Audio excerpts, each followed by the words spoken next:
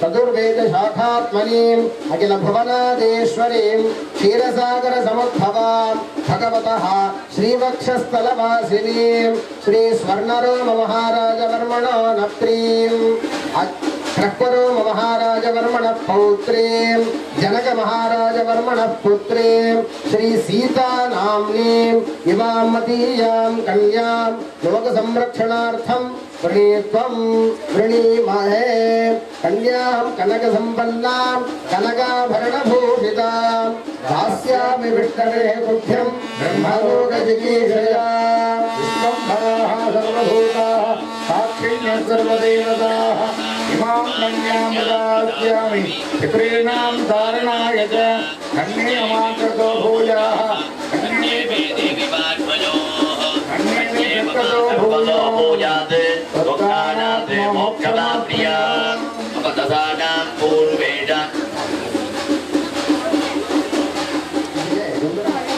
ராமபிரானானவன் வாசிஷ்ட கோத்திரத்தை சேர்ந்தவன். வசிஷ்ட மகர்ஷியினுடைய வழித்தோன்றலாக எம்பெருமான் ராமபிரான்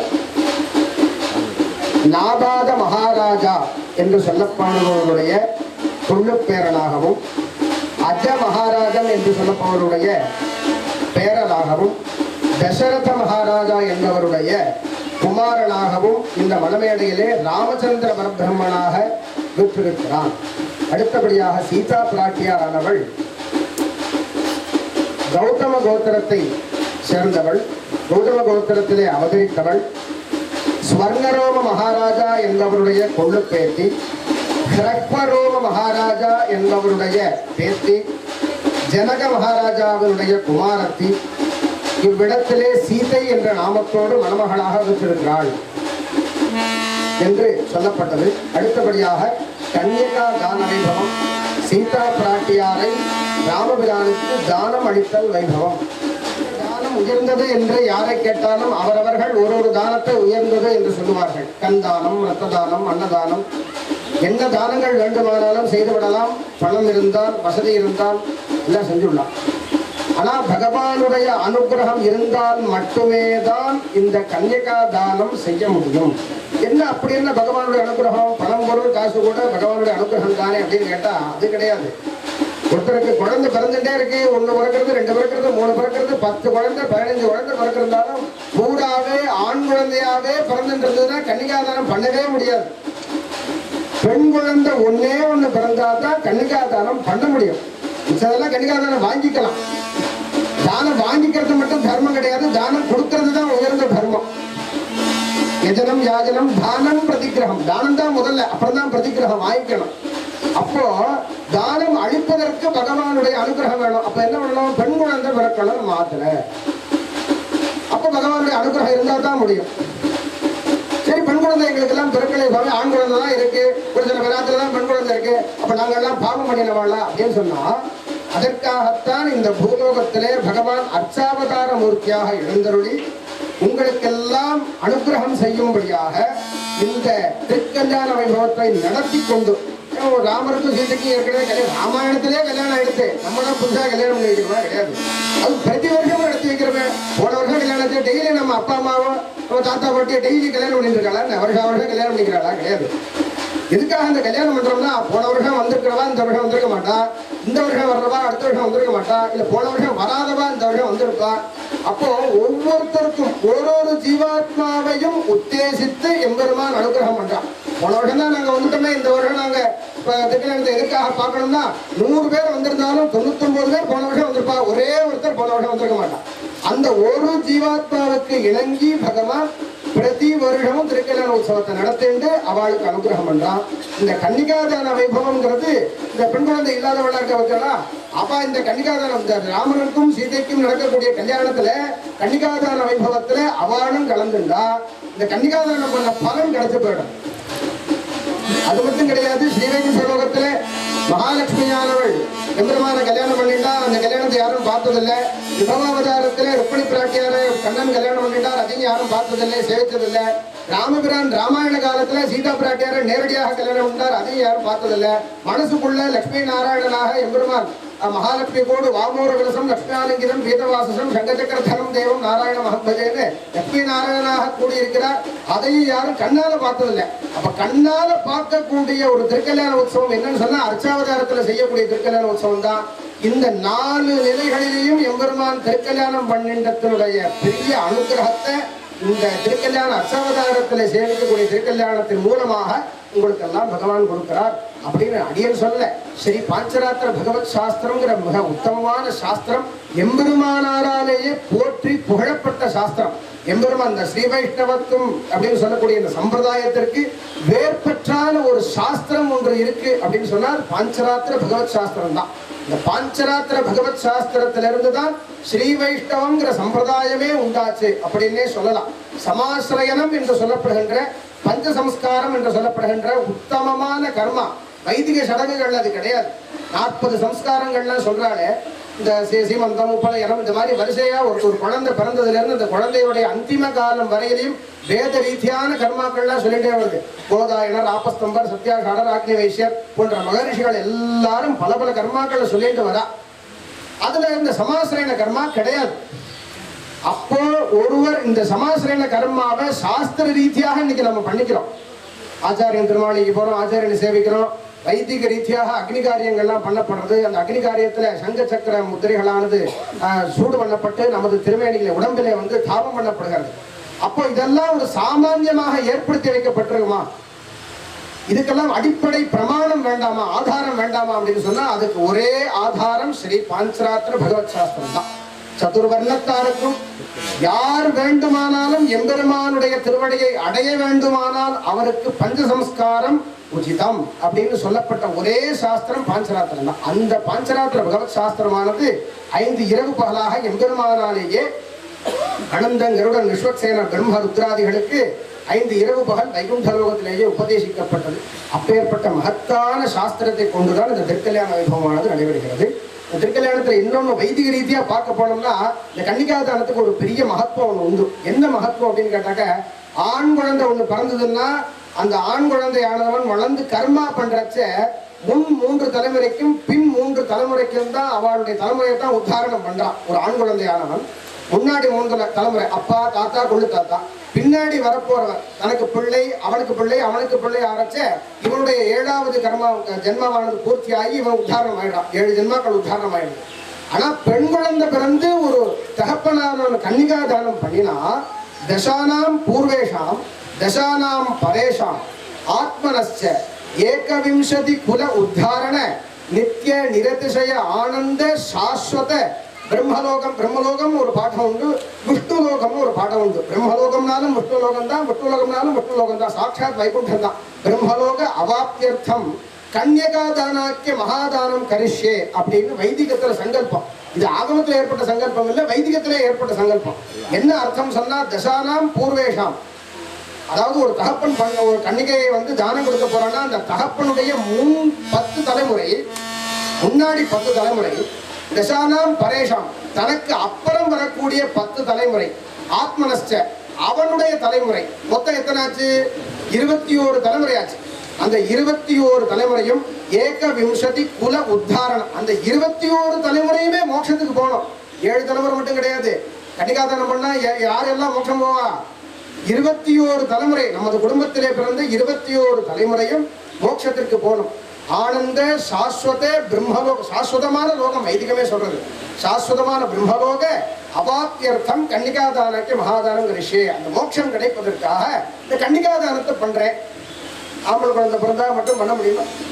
முடியாது. அதனாலதான் இந்த சீதா பிராட்டியார், சரி சாதாரண பெண்கள்லாம் நம்ம கன்னிகாதானம் பண்ணி கொடுத்துரும், உங்களுக்கு எல்லாம் ஒரு பெரிய மகத்தான வாய்ப்பு என்னன்னு கேட்டாக்க, லோகமாதா மகாலட்சுமியையே பகவானுக்கு கன்னிகாதானம் பண்ணி கொடுக்கக்கூடிய பாக்கியம் உங்களுக்கு எல்லாம் கிடைச்சது. அதனால கன்னிகாதானம்ங்கிறது அவ்வளவு விசேஷம். இப்ப கன்னிகாதானம் பண்ணப்போம்.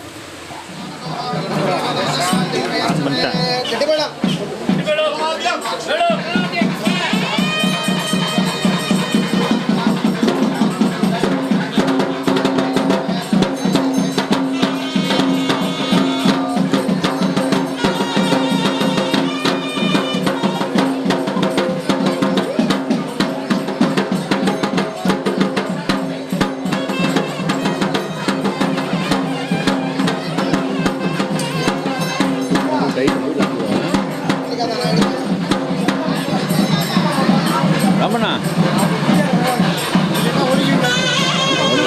உட்கார சொல்லுங்க மாட்டேங்க உட்கார சொல்லுங்க கப்பலா முட்டி கல்லை தானே வருது கல்லை மட்டும் தான் வருங்க கப்பலா முட்டி உட்கார சொல்லுங்க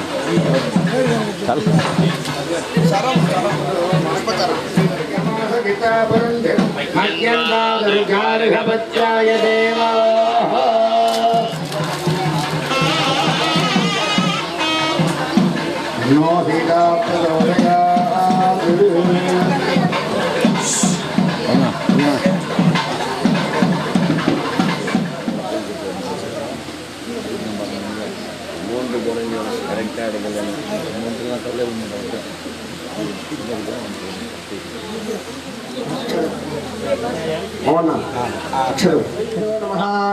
अस्मत् सर्वाचार्येभ्यो नमो नमः।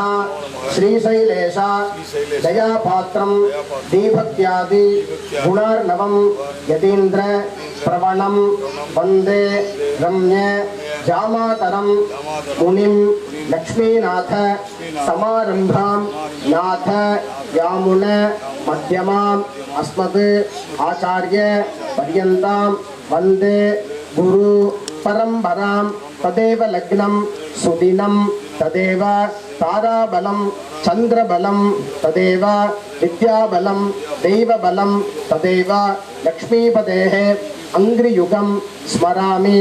विशेषतः अस्य देवदेवस्य भगवतो नारायणस्य परब्रह्मणो वासुदेवस्य अस्मिन् क्षेत्र विराजमानस्य श्री भूलक्ष्मी समेत आदिवराह स्वामी सन्निधौ राज राष्ट्र अभिवृद्ध्यर्थं लोक क्षेमार्थं एकदिनात्र प्रयुक्त वैवाहिक उत्सवं कर्मणि याजमान्य योग्यता सिद्धिं अनुग्रहाणाम्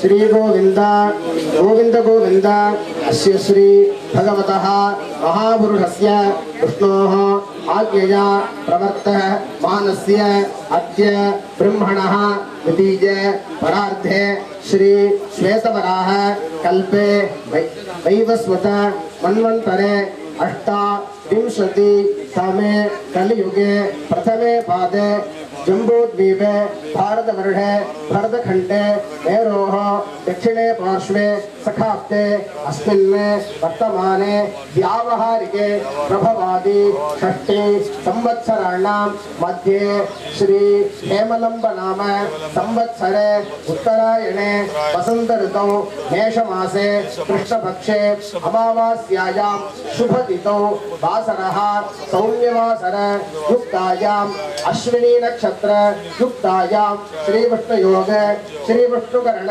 शुभयोग शुभकरण एवं गुण सकल विशेषण विशिष्टायाम् अस्यां वर्तमानायां शुभतिथौ श्री भगवते आज्ञया भगवते कैंकर्यं विशेषतः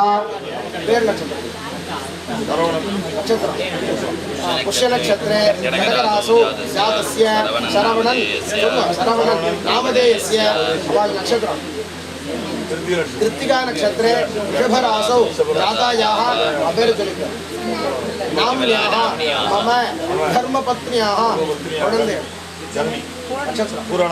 पूर्वाषाढा नक्षत्रे धनुर्रासौ जातायाः नाम्न्याः मम कुमार्याः अस्माकं सह कुटुंबानां सकल बंधु मित्रादि महाजनानां सर्वेषां सह कुटुंबानां क्षेम स्थैर्य धैर्य वीर्य विजय आयुः आरोग्य अष्ट ऐश्वर्याणाम् अभिवृद्ध्यर्थं धर्म अर्थ काम मोक्ष चतुर्विध फल पुरुषार्थ सिद्ध्यर्थम इष्ट काम्यार्थ सिद्ध्यर्थम चिंतित मनोरथ फल अवाप्त्यर्थम सत्संतान समृद्ध्यर्थम धन कनक वस्तु वाहनादि लक्ष्मी कटाक्ष सिद्ध्यर्थम वेदोक्त आयुः अभिवृद्ध्यर्थं सर्वाभीष्ट सिद्ध्यर्थं सर्वारिष्ट शान्त्यर्थं समस्त सन्मंगल प्राप्त्यर्थं समस्त दुरित उप शान्त्यर्थं आध्यात्मिक आदिदैविक आदिभौतिक तापत्रय उप शान्त्यर्थं दिवि भौम अंतरिक्षात् उत्पात दुस्वप्न दुःशकुन दौर्मनस्य दुश्चिंतन दुष्कीर्ति निवृत्त्यर्थं अस्मिन् आलये पते पते कैंकर्य सिद्ध्यर्थं पते पते कैंकर्य अभिवृद्ध्यर्थं अस्मिन् आलये चतुर्वेद पारायणञ्च द्राविड वेद पारायणञ्च अभिवृद्ध्यर्थं अस्मिन् आलये आगतानां भक्तानां श्री भूलक्ष्मी समेत आदिवराह स्वामी अनुग्रहेण सर्वाभीष्ट सिद्ध्यर्थं अस्मिन् ग्रामे वापि कूप तडाग नद्यादि जल समृद्ध्यर्थं महावर्ष प्राप्त्यर्थं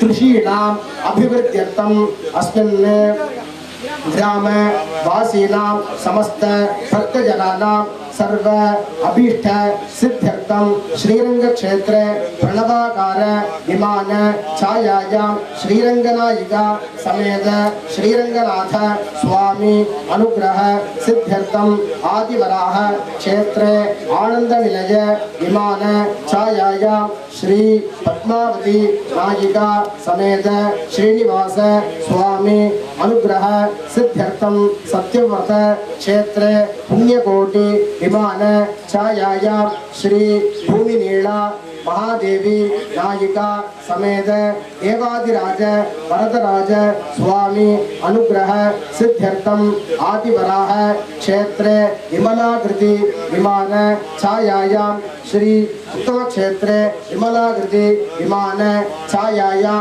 श्री पंकजा नायिका समेत श्री पुंडरीकाक्ष स्वामी अनुग्रह सिद्ध्यर्थं श्री भूलक्ष्मी समेत आदिवराह स्वामी अनुग्रह सिद्ध्यर्थं श्री सीता लक्ष्मण हनुमत समेत रामचंद्र स्वामी अनुग्रह सिद्ध्यर्थं भगवत भागवत आचार्य अनुग्रह सिद्ध्यर्थं भगवत भागवत आचार्य कैंकर्य परंपरा प्राप्ति सिद्ध्यर्थं विशेषतः अस्य देवदेवस्य भगवतो नारायणस्य परब्रह्मणो वासुदेवस्य अखिलाण्डकोटि ब्रह्माण्ड नायकस्य अस्मिन् क्षेत्र विराजमानस्य श्री भूलक्ष्मी समेत आदिवराह स्वामी सन्निधौ राज राष्ट्र अभिवृद्ध्यर्थं लोक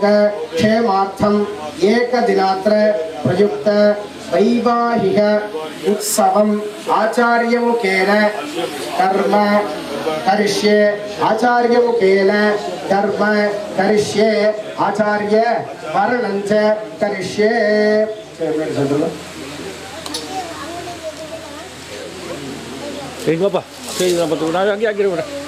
आचार्यं त्वां वृणीमहे